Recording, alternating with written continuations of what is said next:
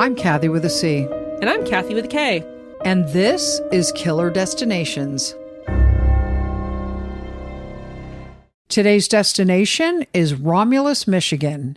Romulus is a city with 24,000 residents and is located about 20 miles southwest of Detroit. The city got its name from the mythological figure Romulus, the founder of Rome, and was likely chosen by its early settlers to reflect a sense of founding a new civilization. This charming city includes an historical museum located in the town's original schoolhouse, the restored Kingsley House built in 1855, and it is also home to the Detroit Metro Airport. As a result, each night, hundreds of airline employees stay in the area in one of the city's many hotel rooms. But in 1991, it was one such traveler whose routine stay turned out to be anything but, and her sweet dreams turned into a nightmare. I want to thank Angela from Coleman Perkins Law Group who gave me the idea for this case. Thank you very much, Angela. Thank you, Angela. In 1991, 41-year-old Nancy Ludwig was married to 57-year-old Art Ludwig, and the two lived together in Minnetonka, Minnesota. Art was a retired Minneapolis television executive, and he and Nancy had been married for almost 13 years. They met Kath when Nancy was a secretary for a local television station, at which Art also worked as a vice president and program director. Nancy had always wanted to be a flight attendant, and after meeting Art, an opportunity opened up, and she was able to become a flight attendant for Northwest Airlines, and she loved her job. Art would always drive Nancy to the airport for her flights out and then picked her up when she came home. Now, Nancy and Art didn't have any children together, but Art had 6 children from a prior marriage. On Sunday, February 17th, 1991, Nancy was on a 3-day trip as an add-on to the flight crew and had just arrived in Detroit, Michigan from a Las Vegas flight. A few minutes before 9 p.m. on that Sunday night, Nancy checked into an Airport Hilton Inn in Romulus. She had taken a shuttle from the airport to the Hilton, and the hotel's actually, Kath had a contract with Northwest Airlines to lodge pilots and flight attendants. So when Nancy checked in, she asked for an early morning wake-up call. The next morning, a hotel housekeeper bypassed Nancy's room because she had a do not disturb sign on her door. But at 1 p.m., and this was after checkout time, the hotel housekeeper entered Nancy's third-floor room, despite this do not disturb sign still hanging on the door. As she walked in, the housekeeper found a sickening scene and immediately ran to get a manager, who then called police. One of the first on scene was Lieutenant Dan Snyder. He saw a horrific amount of blood spatter in the room and a blanket covering Nancy's nude body. She was bound with what looked like landscape twine. A bloody tube sock was found in her mouth. Small puncture wounds covered her body, suggesting torture, as well as a large neck wound. All of Nancy's clothing, luggage, and jewelry was taken by her killer. Her wedding ring, watch, earrings, and purse were all missing. And it was clear to detectives that the killer had taken a lot of time to clean up signs of his presence in her room, and it was obvious to detectives that he had wiped down Nancy's body. Kath, there was a big conversation about why he would have taken all of her property, and detectives didn't know if he was trying to hide her identity or if he was simply taking it as souvenirs. And one of the things the killer did leave was a bloody washcloth, which detectives believed was used to wipe himself down or Nancy or both. The washcloth was then bagged as evidence. Northwest Airlines was notified about the murder, and a supervisor called Nancy's husband, Art, and told him that something had happened and he needed to fly to Detroit. Now, remember, he's in Minnesota, so he goes to the Minnesota airport, and he's met by Northwest Airlines administrators who break the horrific news to him about his wife's murder, and then they fly with him to Detroit. Now, Art goes to the Wayne County morgue where he has to make a positive identification of his wife's body.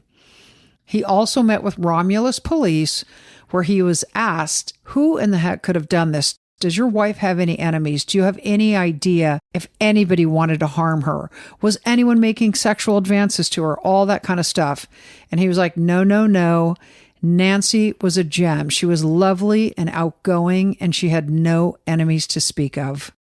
Detectives noticed that there was no forced entry into Nancy's hotel room, so they suspected that the killer either tampered with the lock or manipulated his way in by subterfuge. But everything at this point was speculation. Other agencies joined in on the investigation, and Michigan State Police assisted with the crime scene. And Kath, my understanding was that they had the best labs. And I read two different things in the newspaper. One of the articles said that the room across the hall was empty, and there was somebody that was in the room next to Nancy, and nobody heard anything suspicious. And another article said that guests heard screams, but that they didn't do anything about it. They didn't report it or make any phone calls to the front desk or anything. Shocking. I know. We know that's true. Does everyone remember our boogeyman story? Episode 105, Menendez Brothers? That is a very good point. Just for those of you who haven't heard it yet, but you should listen to our first Menendez episode, Kathy and I were in Austin for a true crime convention, and we were sharing a room.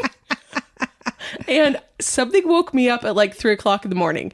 I didn't know what it was. Like, I heard a noise, and I looked to the hallway. So, it's like 2 queen beds, and then it has like that hallway that goes to the door. And then just to the left of that, of course, is the bathroom. So I'm looking over there, and I'm like waiting for somebody to walk in the door, right? I'm like, what was that noise? Was somebody trying to get in? And I don't hear anything. So I look over at Kat's bed. I see her still there. She hasn't woken up, but I'm just like sitting there and staring. I'm sitting up straight in bed, staring.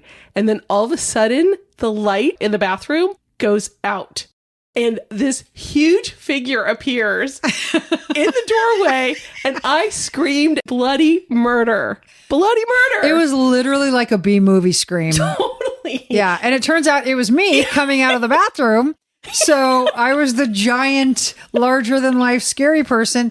Kathy screams this blood-curdling scream, which freaks me out. So I scream at the top of my lungs. She said I was just sitting there staring directly at her and not blinking. It was terrifying. I was possessed. My head was about to spin. That's totally what it looked like. But it was like, this is the middle of the morning. It was like what is it, like 3 a.m. or something? Exactly. So the hotel was quiet except for us, but we both screamed loudly. Loud. And I was expecting either a phone call or a knock on the door, like, are you okay? Nothing. At a true crime convention hotel, nobody calls the police or even hotel management. That was really like, the next morning we were like, damn, like, note to self, don't get harmed in a hotel because don't nobody care. Yeah. We could have murdered each other in there just out of, like false identities. Yeah. Nobody would be there. It was amazing that nobody called, because those screams were literally like and blood we could curdling. Hear our next door neighbor's TV. And this was actually, Kathy, this was a Hilton as well. Oh my God, you're right. So yeah, we could hear our neighbor's TV on the other side. We could hear people in the, walking down the hallway. Nobody heard us scream. Yeah. Or they heard and were like, yeah, exactly. Night. That was a cat.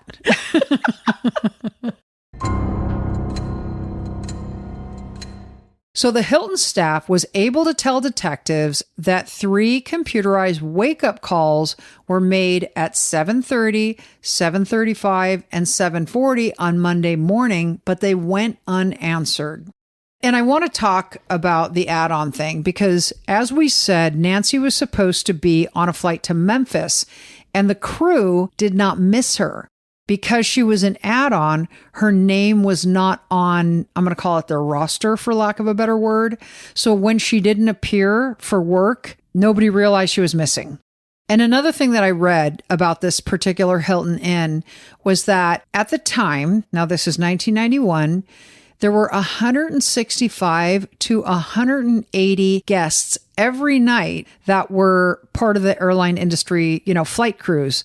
And so they were so used to having rotation. Correct. Constantly. Right. And so when you were a regular on a flight crew, I have no idea what it's like now, but at the time, Northwest Airlines would book all the reservations for you at the hotel. So when you went into the hotel, this is how they did it at this particular hotel. There was a reservations book that was on the front desk. It had your name, it had the room number that you were assigned. And so they would be like, hi, I'm whatever, Sicily, and I'm in room 212, whatever it was. And the lady behind the desk would give you the key. However, in some of the newspaper articles, it said people came in so late that it was not unusual to find your name, your hotel room, and the key waiting for you at the front desk. Like in this book. Yeah, like out there for everyone. God and all of America to see. Anyway, so there were a lot of questions about whether her killer had seen her name, seen her room number. Things were not as private as they are now, to say the least. Now, as Kath said, Nancy's ID and Northwest uniform were also taken by the killer in addition to her luggage. So as a result, the FAA notified airports nationwide to be on the lookout for anyone using Nancy's ID to get on a plane. Now, Northwest Airlines also asked the Hilton to double their security, which they did. I'm thinking if they just asked him to close that book, they would have been better. Exactly. Can you please put the book away? Exactly. You don't need a double security, just close the book. Yeah, just move it 2 feet closer to you. So within days, the medical examiner confirmed that Nancy had been raped, and she had fought with her killer before she was gagged and bound. Kath, her fingers had nearly been cut to the bone, and it was believed she had tried to grab the knife. The medical examiner also reported that Nancy died because her throat had been cut. The instrument used was very sharp and possibly a razor. Detectives knew her killer brought the weapon to the scene, suggesting premeditation rather than a crime of opportunity. And in fact, this cut was so deep, it went to her spinal column. She had nearly been decapitated. Now, Romulus detectives established a 24-hour tip line and asked employees and guests that if they saw anything that stood out or noticed anybody that seemed out of place, to call police. They also asked about vehicles that stood out for any reason. According to an article in the Detroit Free Press by John Castine, 6 days after Nancy's brutal murder, a composite sketch was released. It was reported that 2 Northwest Airlines employees saw a man that stood out in their mind. One woman got her exercise, so this is a flight attendant. She got her exercise by running up and down the stairs in the hotel. Now, near the 3rd floor stairwell, she noticed a man loitering and propping the door open. Kath, this woman thought it was odd, but what was interesting is she listened to her gift of fear because this guy set off alarms in her system, like telling her, danger, danger, danger, that when she hit the next floor, she walked straight out of the stairwell and went to her room and locked the door. But she only realized the significance of this man after learning of Nancy's murder. Now, another Northwest employee was looking out of his hotel window around 10:15 p.m. the night that Nancy checked in, and this was when he saw a man loading Northwest Airlines luggage into the truck of a light brown or bronze 2-door 1978 to 1980 Chevy Monte Carlo. Kath, I read that the airlines actually wanted their employees to carry their luggage specifically. So it was very noticeable to him because it had the logo on it. Oh, interesting. Yeah. So this employee thought it was odd because the man had a Northwest uniform under his arm, and the witness thought it was odd that a Northwest employee would carry their uniform this way. I think he was like, why would you crumple it up under your arm? You're going to look a mess when you get on the plane. And you'll be called on it. Exactly. Now, both witnesses left the area without thinking much of the man, but they returned to Romulus after they learned of Nancy's murder. Now, after speaking with the two of them, Romulus detectives immediately released a sketch of the man and a description of the vehicle. In the press release, the man was described as white, 25 to 30 years old, with dishwater brown hair, about 5'10". One witness said he had glasses, the other one didn't, so sketches were done both with and without glasses. Romulus Deputy Chief David Early was quoted as saying, "We're not saying this is the killer or even a suspect," and asked that the young man come in and talk to them. But Kath, the same article said that this was the best lead police had to catching the killer. You know, the guy was reading the first half of the article. Oh, I can just go have a conversation. Oops, no, I can't. Police were hoping from calls about similar Monte Carlos and created a list of every Monte Carlo owned by residents of the surrounding area, Hilton guests, and airline employees. The number of vehicles they found ultimately exceeded 2,000. But interestingly, Kath, shortly after Nancy's murder, her husband Art received a letter from a man named Mark Eby, who said his mother was murdered in a similar fashion in Flint, Michigan. Now, Flint, Kath, was about 75 miles from Romulus. Mark's mother was named Margaret Eby, and she was 55 years old at the time of her murder, which happened 5 years before Nancy's murder. And although older than Nancy, their appearances were similar in weight, height, and hair color. And Kath, after getting this letter, Art passed this information on to Romulus police. So going back in time to... Doodaloo. That's right. To 1986 and the Margaret Eby murder. Margaret Eby was a musical badass, and I envy people who can play multiple instruments. And sing. I know. So you can sing. I envy both. Oh, no, I'm terrible at singing. I just do it anyway. But anyway, she played harpsichord, piano, and organ, and she donated her time locally to music festivals that showcase classical greats such as Bach, along with up-and-coming musicians. So Mark's mother, Margaret, was very involved in her local community. And so Margaret had a master's degree in music as well as a PhD, and she became a professor of music at the University of North Iowa, and then eventually became a dean of the College of Humanities and Fine Arts. In 1981, 6 years after her husband's death, she accepted a position as vice chancellor for academic affairs and provost at the University of Michigan's Flint campus. So in 1981, Margaret moved to Flint, Michigan, and began doing what she believed was her dream job. She absolutely loved working there. When she moved there, she leased the 2-story gatehouse located near the entrance to the Ruth Mott estate. Now, this estate was called Applewood. Applewood was the historic home of automotive pioneer Charles Stewart Mott and his family. Now, as you know, many automotive pioneers lived in Michigan, and he was a very wealthy man. He had since died, and his wife, Ruth, had taken over their estate. And it was called Applewood because he was tipping his hat to his family because they had really made their money on apple growing. Think of Mott's apple juice that we still drink today. That's true. You're right. Yeah, You're absolutely right. Applesauce. That's right. So when you go online and you look at this, Applewood estate, it is so beautiful. There is a big old fat mansion on the property. It's like 64 acres. It looks so gorgeous. It's now open to the public. Oh, wow. Yeah. But when Margaret moved there in 1981, it was not. It was still a private residence because Ruth was alive. Ruth Mott. The widow of Charles. Correct. But she was very reclusive. Like, she lived a hermit-like life, and she allowed the trust essentially to run all aspects of the property. So Margaret moved into the gatehouse. Now, the entire estate had a gate, so Margaret would have to go through that gate to get to the gatehouse, which was located right there. And as you can imagine, it was not close to the mansion. The mansion was set back. Right. Anyway, it looks super cool. So Margaret had lived at the property 5 years by 1986 and had complained previously to Mrs. Mott because she had 2 break-ins that I read about. And both of these break-ins were to her gatehouse, and one of them, her compact disc player and purse, were stolen. Margaret asked Mrs. Mott to install a security alarm system, but they only installed new deadbolts instead. They were saving money even though they didn't have to because they were rich. Rich get richer, man. Seriously. So on November 7th, 1986, 5 years after Margaret moved in, she returned to the gatehouse after a dinner party. According to an article in the paper, 2 friends walked her to her gatehouse door and waited until she was inside before departing. 2 days later, Margaret was found dead in the gatehouse by a maid. She had been attacked, raped, and her throat was slit.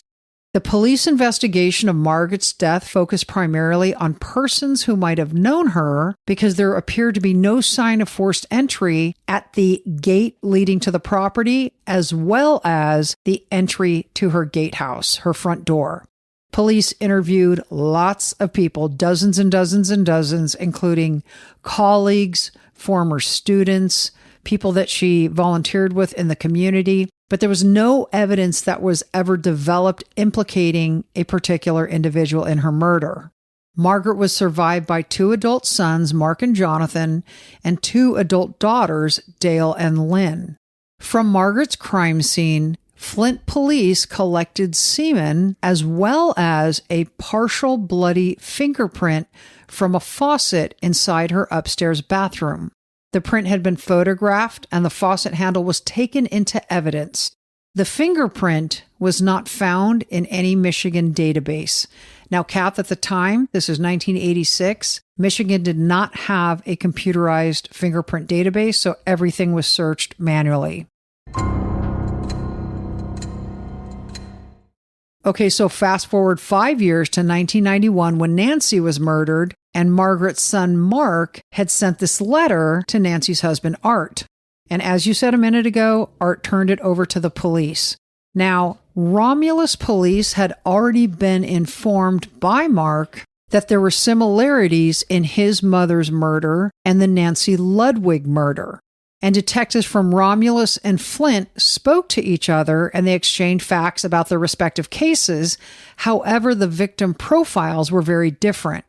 Margaret was an active professional woman who had frequent dates. She had strong ties to the community, locally and at the university, and she had lived in a noteworthy residence for years without incident. Nancy, on the other hand, just happened to be staying at the Hilton for one night. And Kath, it was her very first time at the Romulus Hilton Inn, and she didn't know anybody at this location. Detectives could not see where the same killer would have intersected in each of their lives, and they saw no connection between the 2 women. So back to Nancy Ludwig's investigation. After 2 months of trying to find her killer with no substantive leads, Art Ludwig, her husband, kicked into action. In addition to offering a $50,000 reward, to which he contributed substantially, he used his experience in television to help the case. His focus was not having people forget about his wife's murder. He knew that keeping Nancy in the news increased the chance of somebody coming forward with a clue. So he allowed TV news crews and camera crews from Inside Edition to follow him around as he met with Romulus police, spoke with a private detective, and brought 2 psychics into the hotel where his wife was murdered. In a Detroit Free Press article written by John Castine, Art said he was also meeting with America's Most Wanted and A Current Affair because he did not want the public to forget his wife, Nancy. The state police created a profile and publicized that the killer of Nancy Ludwig could possibly be mentally disturbed and recently released from a psychiatric hospital. By this point, police had received 2,000 tips, but no suspect had been identified. After 5 months with no leads, Art Ludwig was still doing what he could to keep attention on his wife's murder. The reward was now at $75,000, and police kept plugging away. They were reported to have created a database of 8,000 names, including everyone who checked into local airport hotels and motels and their employees who owned Monte Carlos. So, Kath, the list that started at 2,000 had now grown to over 20,000. And Kathy, we talk about the gift of fear. We talk about people being safe, or women especially needing to know, to listen to their guts if something's telling them something's wrong. Mm-hmm. But a year and a half after Nancy Ludwig's murder, there was still no suspect. So female flight attendants were interviewed by reporters from the Ann Arbor News and told the reporters that they were now taking precautions. Mm-hmm. And, imagine what this included. It was, showing up and checking into a hotel, having a friend of yours with you. Right. There was something else, like the male flight crew, like the pilots and the flight attendants, would go to the women's rooms and search in the bathroom, under the bed, in the closets, make sure it was clear before they let them in. Smart. I know. They also weren't having a room on the first floor. One of the things that tripped me out when I read it was that they brought their own doorstops. Like, so they would slide a doorstop under their door. And I was like, okay, that's interesting. That is interesting. And it's smart to do. I mean, like, I know a lot of women who travel a lot. They will have one of their alarms. Like, they'll bring a personal alarm that they slide between the door and the door frame so that if anybody opens the door, it sets off a very loud alarm. Yeah. I'm still guessing people will sleep through it, though, because I can't imagine our screams were much softer. Right, exactly. And there was another woman who was interviewed for the article that you just referenced. And she basically said whenever she ordered room service, she would not open the door until they slid a receipt under the door. Smart. There is no way I would get up if somebody just knocked on my door and I didn't have proof I knew who the other person was. Totally. Dude, I just realized something. Should I tell that story about the window knock? About the one that just happened to you? Yes. Yes. Okay, so this is so freaking weird. This is probably like, what do you think, a week ago? Did I tell you this? Okay. So husband and I go out. We get home. I am not tired. He goes night-night. Because it was after 8:30. Exactly. Because he's an early bird. Yeah. Something I will proudly never be. Yeah, my husband totally catches the worm. But anyway, so, oh my God, that sounded so bad. Anyway, here's what happened. So we go out, he falls asleep. I am wide awake and I am reading in my bed. And we have one daughter who is living with us right now. And she was out with a bunch of friends. So I am reading and I hear like 3 or 4 really intense knocks on my bedroom window. Which is so scary because it's behind a gate. Exactly. It's not a gate, but a gate. Yeah. Not as in a gated neighborhood, but right. It's part of the backyard. Gate. Exactly. Yes. It's part of my backyard. I'm sorry. I'm not trying to make you sound all fancy. I know. I'm not fancy. So anyway, I fly out of bed. My husband is dead asleep. He doesn't even hear it. I fly out of bed thinking how strange it is that my daughter is in my backyard. This is really weird. And rather than reach over my dresser and try to futz with my my what do you call it? Window? Blinds and window. And well, because it's hard to lean over all that stuff it that's is. on it All the crap I have, all the books I have, I couldn't even bother. So I quickly ran into my bathroom, slid open the little bathroom window, and I started calling her name. And there is no response. So I was like, that is so bizarre. So I walk into my living room, like walk down the hall, walk into the living room. I look in the backyard. I open my slider and I start calling her name again and no response. So now I'm concerned. So I shut my slider. I walk out the front door. Did you lock the slider after you closed it? I don't remember. I bet I didn't. Yeah. So I walk out the front door. Now this is all the while my husband's all night pulling Z's. Yeah. I walk out my front door and I see that her car is not home. So I'm like, what the heck? So I come in. Now this time I do know. I lock the front door and I immediately text her, where are you? And she says, I went out for a drink with so-and-so. I will be home soon. And then like a minute later, she texts again and says, I'm pulling around the corner. So I am up in the kitchen tripping out. Yeah. She comes into the house and I was like, hey, did you come home and then go somewhere? And she's like, no. I go, did you just knock on my bedroom window? And she goes, no. I was like, what? This is crazy. This is so weird. You didn't knock on the bedroom window? No. Okay. This is strange.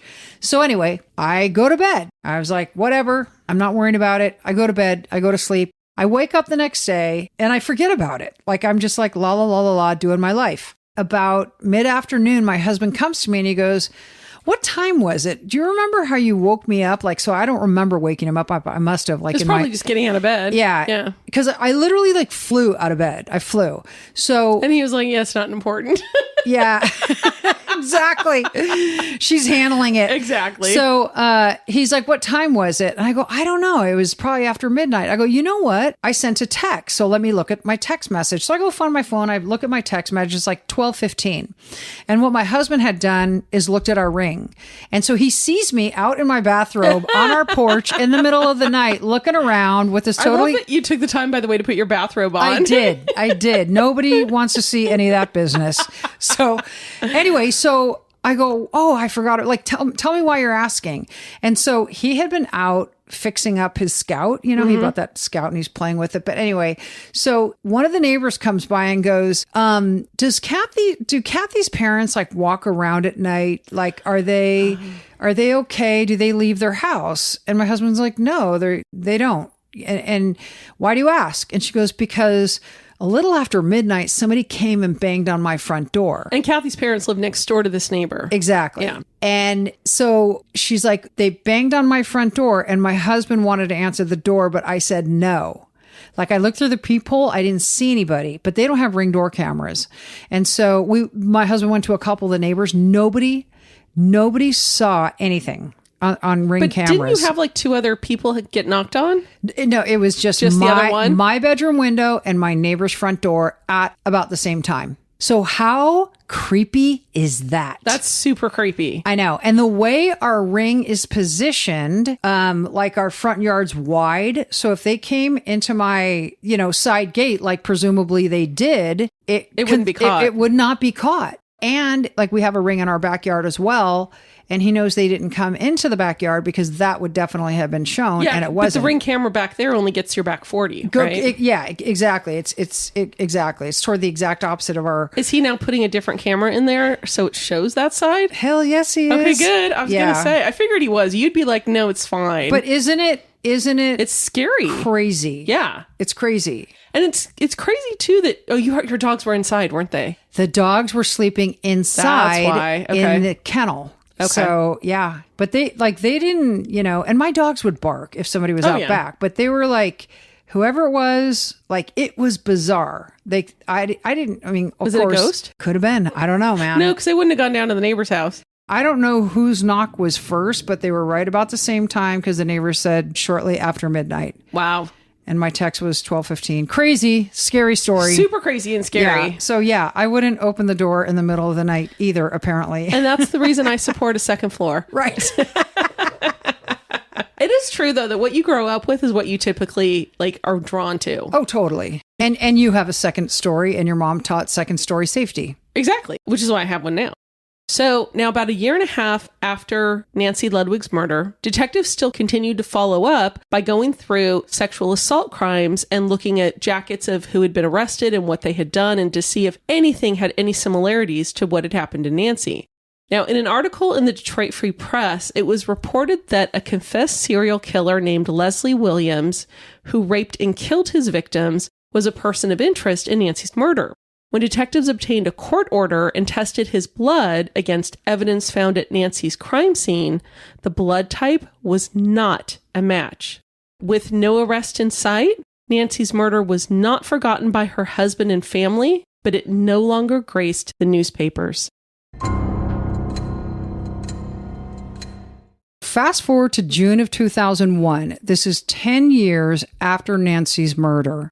A newly formed task force of 10 Michigan State police detectives were assigned to work unsolved homicides. They were hoping that advances in DNA analysis would assist in identifying suspects, and they had been asked by Margaret Ebby's son Mark to reopen her murder case and run the DNA. When they looked into her case, the task force discovered that the semen collected at her murder scene had been preserved. When Margaret died, it was 1986, and Michigan was not doing DNA analysis. Most states weren't at the time. It had not been proven to be scientifically legitimate in their courts, and that was the same for most of the country. In 1991, when Nancy was killed, it was more common, but it was very expensive, and there were only a few labs around the country that were doing it, so neither of these women had the crime scene DNA tested. So here we are in 2001, and Margaret's DNA was sent to a lab in Lansing, and a profile of the killer was created.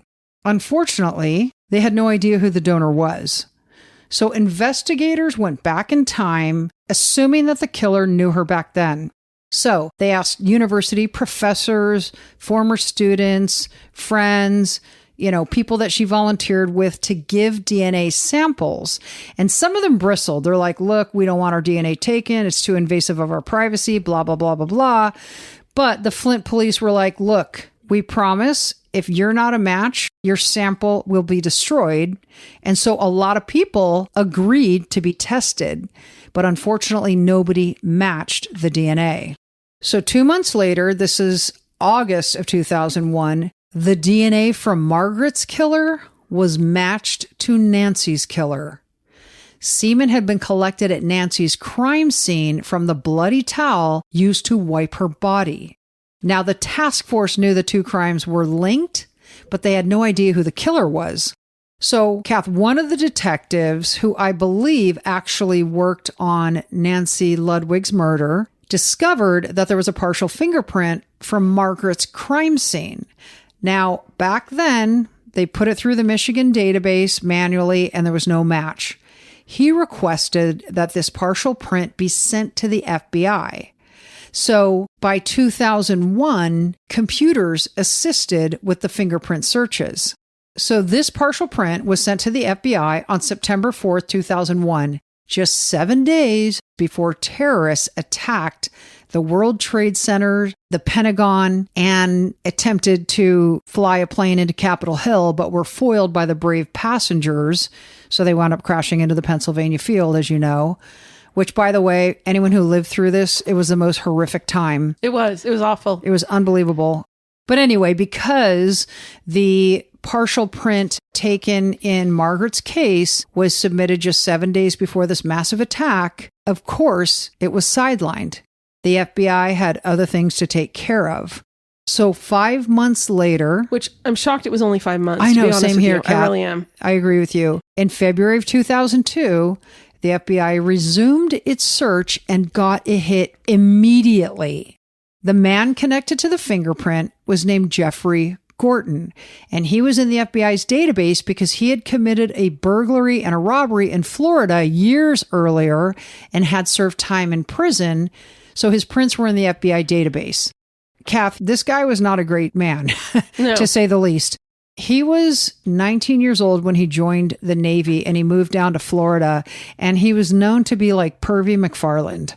Like he was perv. And one of the things he would do is he would knock women down and take their undergarments, usually a slit so back gross. then. It's gross. Yeah.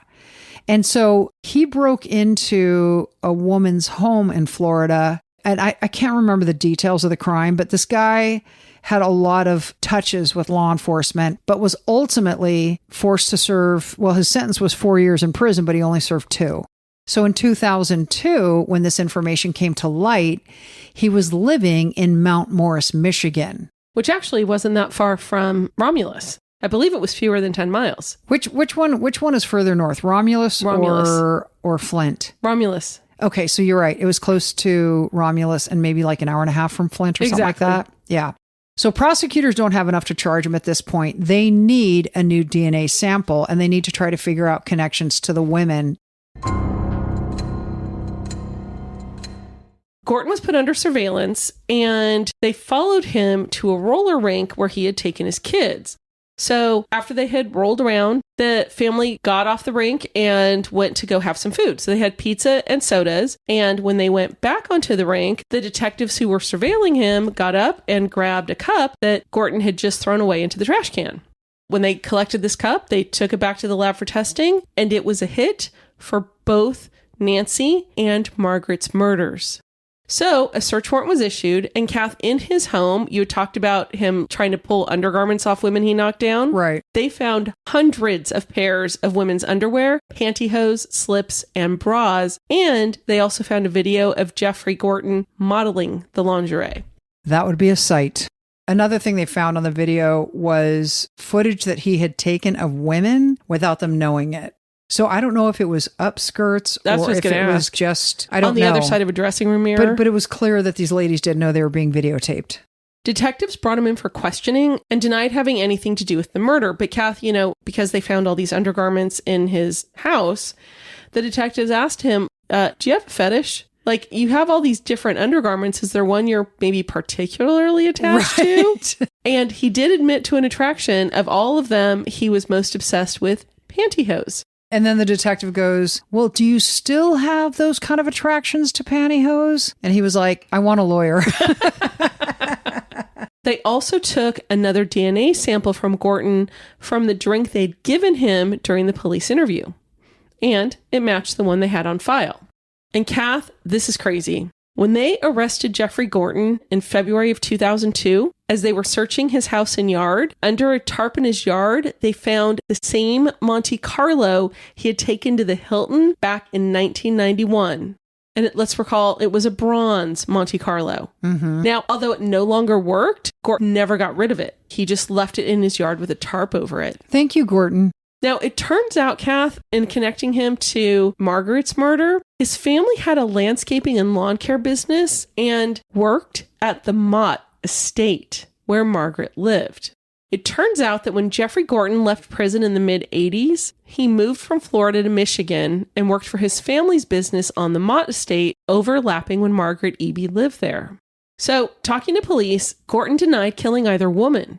The prosecution needed to decide which case would be tried first, and in their thought, it was possible that Gorton had let himself into Margaret's gatehouse during work. Detectives knew that the landscape business had prepared the irrigation for the winter just days before Margaret's murder, and Gorton had access to the sprinkler system controls that were located in Margaret's basement. Kath, when the prosecution was trying to figure this out, like, which one do we try first?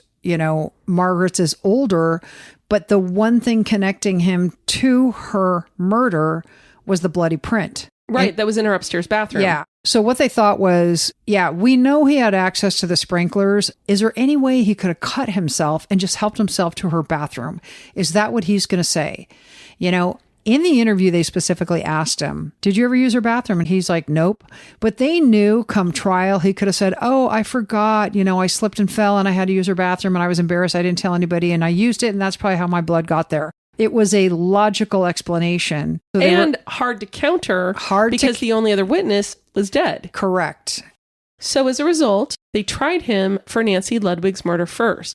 According to an article in the Flint Journal by Bryn Mickle, prosecutors believe that before Nancy was murdered, Gorton was hunting his next victim.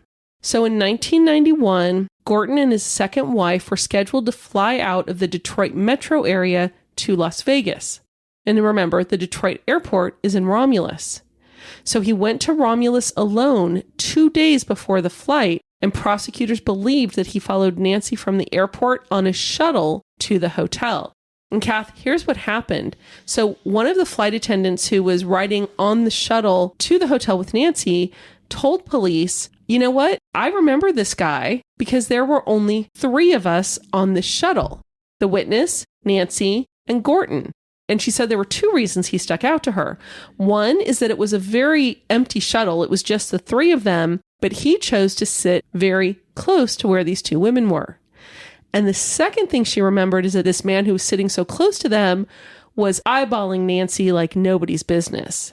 Yeah, I read somewhere, and I can't remember the word they used. He was either looking at her menacingly or grimacing. There was something where she was freaked out, like, oh my God, not only can he not take his eyes off her, he looks angry.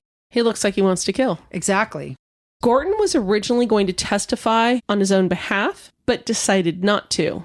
His defense attorneys tried to come up with an alternate suspect, and it was a friend of Gorton's who had a history of sex crimes who was purportedly at the Hilton with Gorton and who at one time was supposedly a suspect. But the jury didn't believe it. In the end, Gorton was convicted of 3 felonies: felony murder, first-degree murder, and criminal sexual conduct. He was given life in prison. And felony murder is simply a killing during the commission of a felony. And in this case, it could have been burglary, breaking into her place in an attempt to rape her. Thanks, Kimmy. Okay. By the way, fingers crossed you're passing the bar this time. And it's the real bar, not the baby bar. I know. Fingers crossed. I'm sure she'll join our podcast when she does. Oh, I really hope so. Okay, I want to talk very, very briefly about the appeal. I'm timing her. I know, I promise. Okay, so Gorton appealed based on incompetent counsel. And so what happened, Kath, is they had an evidentiary hearing. And when you accuse your lawyer of being incompetent, you waive the attorney-client privilege for the issues that you put forward, right? So what happened at trial is that his attorney picked a ton of female jurors, and Gorton was pissed. So he and the lawyer got into it, and he decides that he's not going to testify. He gets convicted and he does this appeal. And he said, my lawyer was incompetent. There's no reason he should have had all these women on, and I should have been able to testify and blah, blah, blah, blah, blah. So they have an evidentiary hearing and the lawyer takes the stand. And he basically says, I worked my ass off because I believed him. I thought that he had a friend with him who was jealous because he had sex with Nancy Ludwig, and therefore he went and killed Nancy Ludwig, this friend, okay? So this guy hired a private investigator to find out all this stuff, and he thought he had a good defense. He also hired a psychologist who specialized in jury selection. And the psychologist said, you got to pick women who have this particular type of background. And I don't know what it was. It didn't say in the court records that I read. So Gorton's attorney followed the psychologist's advice and impaneled this massively dominated female jury. Okay. Wait, no, it's a massively female dominated jury. Anyway, so Gorton's pissed. He is fuming. So at this evidentiary hearing to determine whether this attorney was incompetent, the attorney testified that his client, Gorton, was so angry that he exploded. And he told the attorney, I hate women. I've murdered many women, including the victim, and I would gladly murder more if given the chance. He also told his lawyer that the previous story about how Nancy was murdered by one of his friends was a total lie. So this defense attorney's at this evidentiary hearing, and he's revealing all of this information that would otherwise be privileged. The defense attorney then tells Gorton, okay, listen, I was going to have you testify, but you can't testify now because I cannot suborn perjury. It's unethical, against the law, blah, blah, blah. I can't let you lie because, of course, Gorton would have lied. So he says, what I can do is you can take the stand and testify in a narrative fashion where I am not asking you questions. You're simply telling your story, and then you can go be cross-examined by the prosecution. Everybody who's on a jury now, you need to know if that happens, the person is guilty. Right. Just remember that. They're lying. When they testify as to a narrative, it means their attorney... And their attorney doesn't ask them questions? Yeah. The attorney can't ask suborn perjury. Anyway, so Gorton's pissed. Now he's in jail, of course, during this trial. So he consults with his jailmates and they tell him, don't take the stand. Don't testify. Just appeal based on attorney incompetence if you get convicted. So all of this crap comes out at this evidentiary hearing. Gorton, of course, takes a stand and tells exactly the opposite. He says, my lawyer was compromised. He told me that his higher-ups were pressuring him not to put on a defense, all this kind of nonsense. Anyway, the Court of Appeal was like, your appeal is denied, sir. As for Margaret's murder, Gorton pleaded no contest, and Kathy, essentially he did this because he knew his conviction for Nancy Ludwig's murder could be admitted into evidence at this trial. But as a result, he actually saved the Eby family from the trauma of a trial. Afterwards, Margaret's son Mark said the family was also grateful to be spared from the testimony. He said, we had discussed how much of it we would listen to, and it's a blessing we don't have to relive it at that level of detail. Mark said his 7-year-old daughter provided the best answer for why Gorton chose the last-minute plea. His daughter said, God answered our prayers. And Mark continued, that's the observation that makes the most sense to me. Jeffrey Gorton is now spending the rest of his life in prison at the Richard Handlin Correctional Facility in Michigan. Thanks for listening. Hope you all had a happy and safe Halloween. And I want to remind you guys that you can try Patreon for free for 7 days. At the $10 level. Correct. And here's why. Why is because we're awesome, but... Well, that too. No, I think you guys are going to love the episodes we have on Patreon. We hope you guys try. It is free at the $10 level, as Kathy said. Yep. Thanks so much for listening.